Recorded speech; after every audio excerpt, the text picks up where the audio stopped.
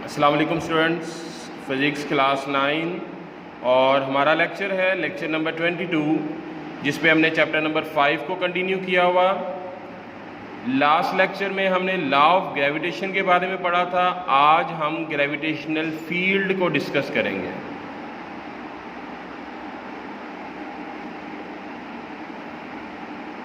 जी student, हमारा topic है आज का ग्रेविटेशनल फील्ड। ग्रेविटेशनल फील्ड क्या होता है? The field in a region in space in which particle would experience a gravitational force. आपको पता है कि अर्थ किसी भी ऑब्जेक्ट को अपनी तरफ खींचती है and that force is called the force of gravity.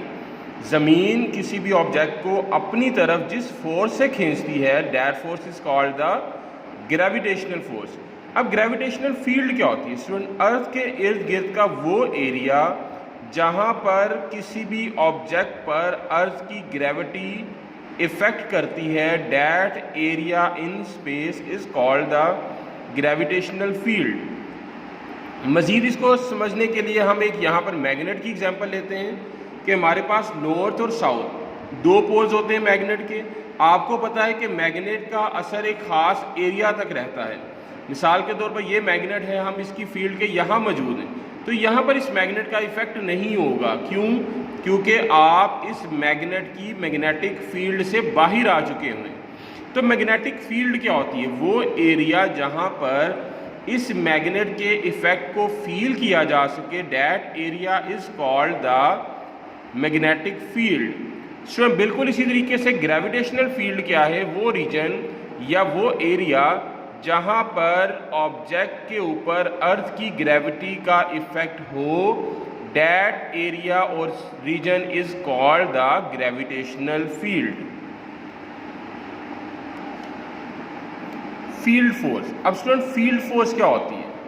Field force को भी समझने के लिए पहले हम मैग्नेट की एग्जांपल को समझ लेते हैं, फिर हम अर्थ के रिलेटेड एग्जांपल को पढ़ते हैं।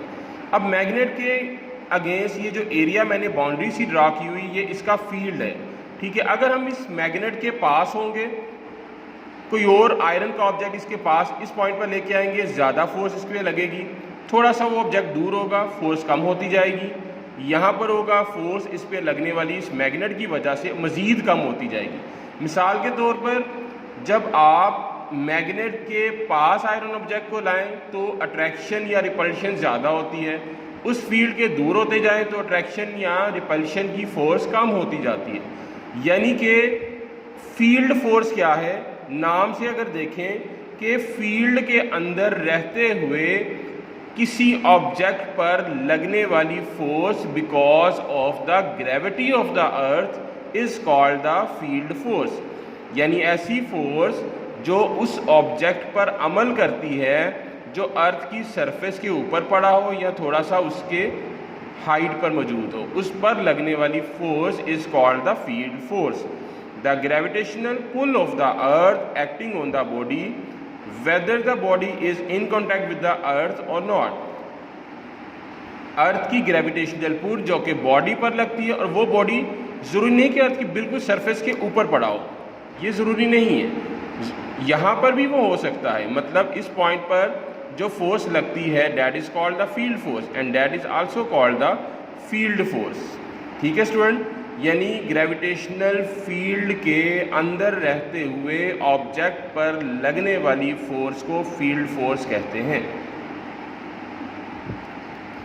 Gravitational field strength. अब हर डेफिनेशन अपने नाम के अंदर ही उसका मटेरियल लेकर रखती है कि स्ट्रेंथ, ग्रेविटेशनल फील्ड स्ट्रेंथ के फील्ड की स्ट्रेंथ कितनी है।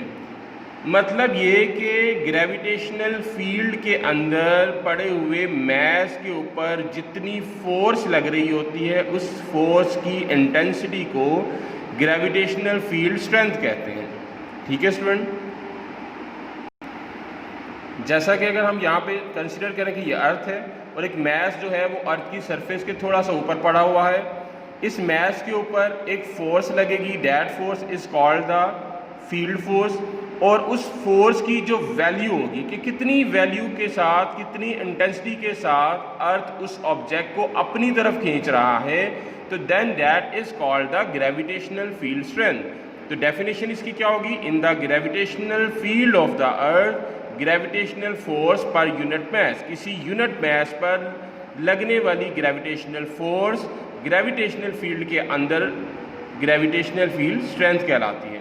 Student, near the surface of the अर्थ इसकी वैल्यू फिक्स है जो कि 10 न्यूटन पर किलोग्राम है।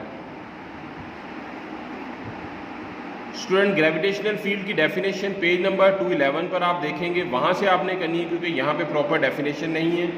बिल्कुल इसी तरीके से फील्ड फोर्स की डेफिनेशन आपने पेज नंबर 210 पे करनी है।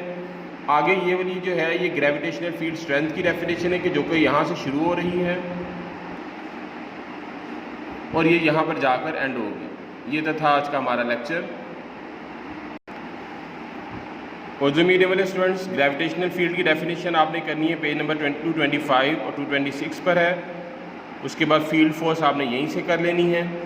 नेक्स्ट आती है ग्रेविटेशनल फील्ड स्ट्रेंथ। ये आपने प्रॉपर मार्किंग करने के बाद उसको याद कर लेना है। अगले टॉपिक में हम ज़मीन का मास मालूम करने के लिए इक्वेशन ड्राइव करेंगे।